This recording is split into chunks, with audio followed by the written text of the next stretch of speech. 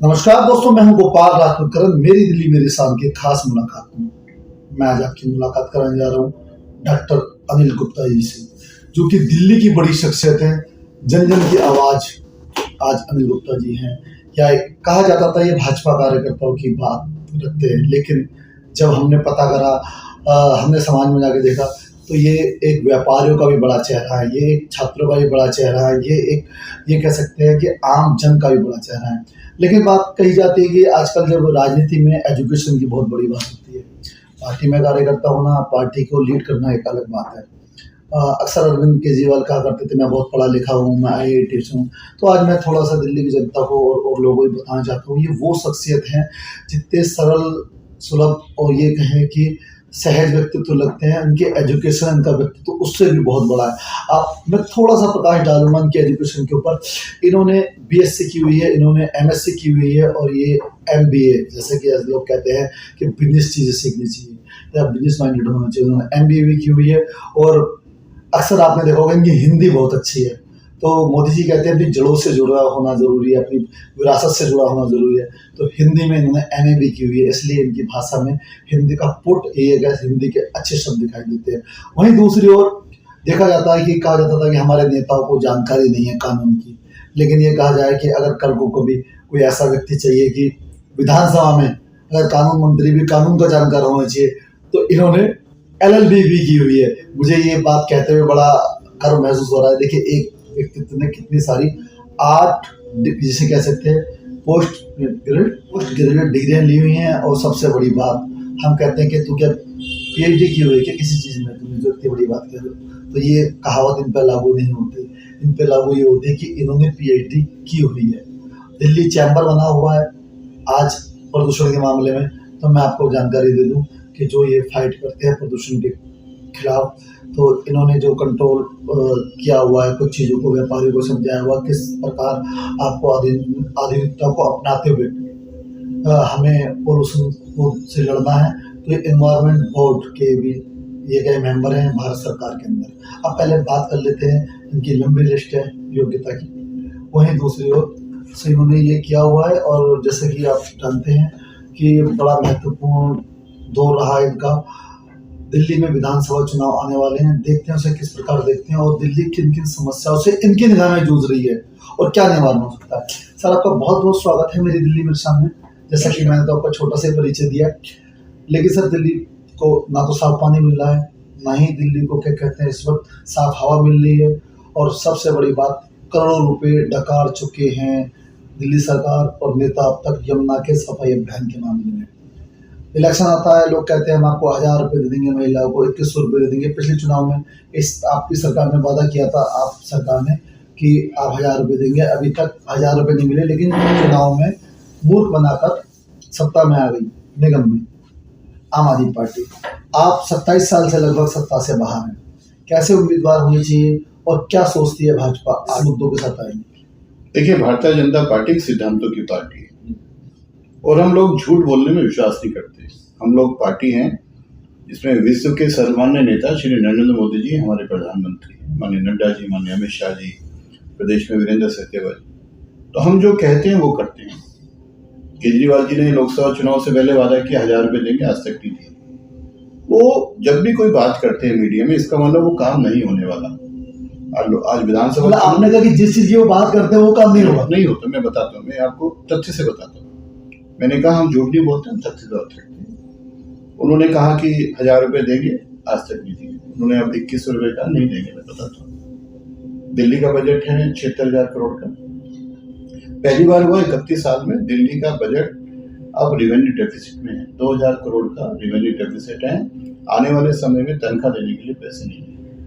ये फ्री बिजली की बात करती है। आप दिल्ली के 20 लाख दुकानदार और छोटे उद्यमी से बात करो, 18 से 22 रुपये यूनिट आता है। देश में सबसे महंगी कमर्शियल और इंडस्ट्रियल बिजली दिल्ली के अंदर। मुफ्त पानी की बात करते हैं, आप किसी भी झुग्गी झोपड़ी में चला जाए, 25 से 50 रुपए की कैन खरीद के वो लोग अपना गुजारा करते हैं। 25 लाख जब दिल्ली खरीद के पानी पी रही तो मुफ्त क्या है? मैं वही बता रहा हूँ। 25 लाख दिल्ली के लोग जल जनित बीमारी से पीड़ित हैं, यानी कि सीवर का पानी मिक्स होकर आ रहा है। और निःशुल्क की बात करते जब है नहीं खरीद के पी रहे, मैं तो क्लस्टर की बात करूँ, बाकी कोई बात अलग है। अब आप देखिए पिछले 10 सालों में 6 लाख करोड़ दिल्ली के नागरिकों ने अपना टैक्स पेयर का पैसा केजरीवाल को दिया, करीब इनका 10 साल में बजट आया। आज दिल्ली में 28,508 किलोमीटर की सड़कें हैं, सड़कों में गड्ढे हैं, गड्ढों में सड़क, कुछ नहीं कर सकते। दिल्ली के हॉस्पिटल की बात देखिए, इन्होंने कहा था मैं नए हॉस्पिटल बनाऊंगा, एक भी नया हॉस्पिटल नहीं बनाया। पिछले कई सालों से जो एग्जिस्टिंग 6 मेजर हॉस्पिटल हैं उनकी रीडेवलपमेंट की फाइल पेंडिंग पड़ी है, क्योंकि पैसा नहीं है। आज आप जीटीबी हॉस्पिटल है, किसी हॉस्पिटल में अल्ट्रासाउंड कराना तो 1 महीने बाद की डेट है, फेक मेडिसिन है, लंबी लंबी लाइनें हैं, क्या स्वास्थ्य की बात करेंगे। आज आप अगर डीटीसी की बात करें, 1750 बसें माननीय मोदी जी ने इलेक्ट्रिक बसें से फेम 2 की तरह दिल्ली को दी। एक जमाना था 12-14 हज़ार बसें होती थी, आज 8 हज़ार से भी कम फ्लीट है। आज 10 हज़ार से ज्यादा करोड़ का घाटा दिल्ली ट्रांसपोर्ट कॉर्पोरेशन है, डीटीसी का। 80,000 करोड़ का घाटा दिल्ली जल बोर्ड का है। सारे संस्थान, इन्होंने एक कॉलेज नहीं खोला, एक हॉस्पिटल नहीं खोला, एक स्कूल नहीं खोला। अब अगर प्रदूषण की बात करें, मुझे तो लगता है कई बार, देखिए मेरी एक माँ है जिन्होंने मुझे जन्म दिया, जिनकी मृत्यु हुई, पर हमारी दिल्ली की हम सब की एक जीवनदायिनी माँ है जिसको माँ यमुना कहते हैं। माँ यमुना का अगर सबसे बड़ा गुनाहगार है तो केजरीवाल सरकार। जब 700 किलोमीटर ट्रेवल करती है यमुनोत्री से प्रयागराज तक, पल्ला में जब माँ यमुना एंटर करती है तो स्वच्छ निर्मल पानी होता है, डिजोल्व ऑक्सीजन नो होता है, फीकल कोलिफॉर्म 2500 से भी कम होता है, आचमन लायक पानी होता है, नहा सकते हो, आप कर सकते हो। दिल्ली के 22 नाले यमुना में डालता है, 37 एसटीपी प्लांट है, 22 में अनट्रीटेड पानी डालता है। सबसे बड़ा गुनाहगार, हमें रोना आता है। माँ यमुना जो हमारी पूजनीय है, जीवनदायिनी है, जिसको हम पूजा, मुझे याद है मैं बचपन में मेरी माँ मुझे लेके जाती थी, हम आचमन करते थे, स्नान करते थे, एक हमारी आस्था के प्रतीक। आज हमारे पूर्वांचल के भाई बहन वहाँ पर अपना छठ नहीं मना सकते। सर, दिल्ली सरकार को ये कहें कि ग्रीन ट्रिब्यूनल ने एक संदेश दिया था कि आप इस पानी का कुछ करिए जो नाली निकलने हैं। इन्होंने कहा हमारे पास ऑप्शन नहीं है, इन्होंने बाकायदा एक सर्टिफिकेट दिया, बाकायदा लिख के कि भाई हमारे पास ऑप्शन, इसलिए हम यमुना में डाल रहे हैं। ये तो कोई तुक नहीं होती ना सर। आपके मंत्री हैं, मैंने उनका एक इंटरव्यू, उन्होंने कहा कि अगर आप पहले उसके नाला बना सकते हैं, लेकिन अगर आपकी नीयत साफ होनी चाहिए, उसमें कितना। मैं आपको बताता हूँ, मैं एक चेयरमैन सीटीबी का चेयरमैन भी हूँ। मैं करीब 60 से 80 लाख लीटर गंदा पानी ट्रीट करता हूँ, हम उसको रीयूज करते हैं, हॉर्टिकल्चर में देते हैं। तो जो एसटीपी अगर वो ढंग से ट्रीट करें, उसका agriculture, horticulture, cooling, fire fighting में बहुत जगह सेकेंडरी ट्रीटमेंट के बाद अलाउड है। मैं तो खुद पर्यावरण में काम करता हूँ, मैंने आई पर्यावरण में भी काम करते हैं। आप झिलमिल इंडस्ट्री एरिया के प्रेसिडेंट भी, चेयरमैन व्यापारी।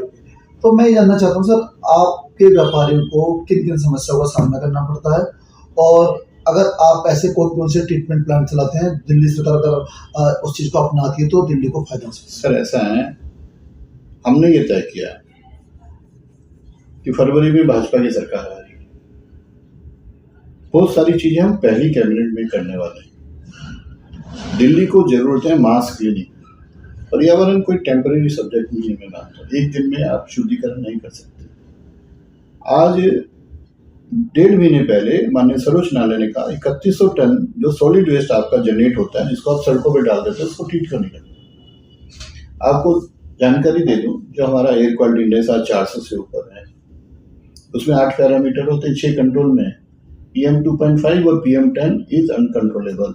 इसका मेजर सोर्स दिल्ली सरकार का जो डस्ट है, वो है, जो सॉलिड वेस्ट है, जो कचरा है, जो पड़ा रहता है, जो पराली बढ़नी है, वो मेजर है। दिल्ली को कभी करा ही नहीं इन्होंने। बारिशों के दिनों में गड्ढों में लोग डूब के मर गए, और अब सर्दियाँ आती है तो उसकी धूल मिट्टी से हमारे सांसों में जाते हैं। 25 लाख से ज्यादा बच्चे पीड़ित है नंस की बीमारी से। क्या करोगे भाई? आज तक 10 साल में मैं चैलेंज करता हूँ गोपाल राय और केजरीवाल जी को, वो एक काम बता दें जो पॉल्यूशन के सोर्स को खत्म करने के लिए टेम्पररी कॉस्मेटिक काम करते हैं। स्मोक टावर बना दे, क्या फिल्टर 25 करोड़ में खा रहे। सर, जंगल की जमीन दिल्ली में खत्म हो रही है। जंगल एक ऐसी चीज थी जिससे बचाया जा सकता था पॉल्यूशन। देखिए, माँ यमुना का एक, मेरा ये मानना है, करीब 50 स्क्वायर किलोमीटर का एरिया है। आप देखें तो इसकी लेंथ और विड्थ को मिलाने रफली आइडिया है। और एक व्यक्ति को, मेरे और आप जैसे व्यक्ति को सर्वाइवल के लिए 7 पेड़ चाहिए। जितनी मैं कार्बन डाइऑक्साइड एग्जॉर्ब करता हूँ या ऑक्सीजन लेता हूँ, 7 पेड़ वो पीपल हैं, बड़ हैं, नीम है चाहिए। जिसके हिसाब से 3 करोड़ 30 लाख की पॉपुलेशन, कम से कम 22 करोड़ पेड़ चाहिए। आज तक 10 साल में ट्री काउंट नहीं हुए। हमारी दिल्ली के अंदर कितने पेड़ हैं ऑफिशियली कोई रिकॉर्ड नहीं। अब चाहिए ना, कहते ग्रीन कवर बढ़ा दिया कुछ। IFSR 2021 की रिपोर्ट के हिसाब से 0.62 किलोमीटर दिल्ली का जंगल कम हुआ। अब ये जंगल बढ़ना चाहिए, बांग्लादेशी बढ़ रहे हैं, रोहिंग्या बढ़ रहे हैं, जंगल कम हो रहे हैं, तो सिस्टमेटिक नहीं है। हमारे पास यमुना का एरिया है जहाँ दोनों तरफ हम हरियाली रख सकते हैं, हमारे पास शुद्धिकरण है। मैं आपको कह रहा हूँ यमुना जीवनदायिनी क्यों है कि यमुना दिल्ली के लंग्स हैं, फेफड़े हैं। यमुना से हमें शुद्ध पानी, शुद्ध हवा, हमारा बफर एरिया है। आपने बहुत बड़ी बात कही। क्या विजन होगा दिल्ली विधानसभा में? आपने बहुत अच्छी बात कही, यमुना के दोनों साइड हम जंगल बना सकते हैं, सपना भी रहा है साहिब सिंह वर्मा जी का, खुराना जी का भी। लेकिन यमुना के किनारों पे लगातार रोहिंग्या बांग्लादेशियों की बस्ती बढ़ती जा रही है, उनको कैसे आप फेस करेंगे? आपके मुख्यमंत्री कहती है कि भारतीय जनता पार्टी के का जो बॉर्डर पे सेना है, वो ये बताए वो कैसे बांग्लादेशी भारत में आ रहे हैं। 2014 से पहले जो इन्फिल्ट्रेशन हुआ उसके बाद तो नहीं हुआ, फेंसिंग हो गई सारी। म्यांमार की बात कर लें, बांग्लादेश की बात कर लें, 2014 के बाद तो कुछ पेट नहीं ना। उसके तो कह रहे दिल्ली में आप बीजेपी में बसाया। बीजेपी तो 98 के बाद रही नहीं, 93 से 98 ही रही। आज भी ओखला में कालिंदी पे जाके देखिए, अमानुल्लाह खान की रहनुमाई में कौन बस रहा है, जाके देखिए ना। देखिए, और मैं एक चीज और कहता हूँ, कई लोग इसका उल्टा मतलब निकालते हैं। मैं दिल्ली में पैदा हुआ, जो दिल्ली का निवासी है, जो दर्द उसको होगा वो दूसरे को नहीं होगा। यही बात, असली बात यही आ रही है ना सर, क्योंकि अगर कोई विदेशी आपकी यमुना पे कब्जा करेगा, पेड़ तो काटेगा सुनिश्चित, जमीन नहीं बढ़ेगी रबड़ की तरह, जमीन तो घटेगी, पॉपुलेशन बढ़ेगी, आपको दिक्कत होगी। लेकिन वहां के लोग आके पहले उसके नाला बना सकते हैं, लेकिन अगर आपकी नीयत साफ होनी चाहिए तो उसमें कितना। मैं आपको बताता हूँ, मैं एक जर्मन CTP का चेयरमैन भी हूँ। मैं करीब 60 से 80 लाख लीटर गंदा पानी ट्रीट करता हूँ। हम उसको रीयूज करते हैं, हॉर्टिकल्चर में देते हैं। तो जो STP अगर वो ढंग से ट्रीट करें, उसका agriculture, horticulture, cooling, fire fighting में बहुत जगह सेकेंडरी ट्रीटमेंट के बाद अलाउड है। मैं तो खुद पर्यावरण में काम करता हूँ, मैंने IT आप पर्यावरण में भी काम करते हैं, आप झिलमिल इंडस्ट्री एरिया के चेयरमैन हैं, व्यापारी। तो मैं ये जानना चाहता हूँ सर, आपके व्यापारियों को किन किन समस्याओं का सामना करना पड़ता है? सर ऐसा है, हमने ये तय किया है कि फरवरी में भाजपा की सरकार आ रही है, बहुत सारी चीजें हम पहली कैबिनेट में करने वाले हैं। दिल्ली को जरूरत है मास क्लीनिंग। पर्यावरण कोई टेम्पररी सब्जेक्ट नहीं है, मैं मानता हूँ। एक दिन में आप शुद्धिकरण नहीं कर सकते।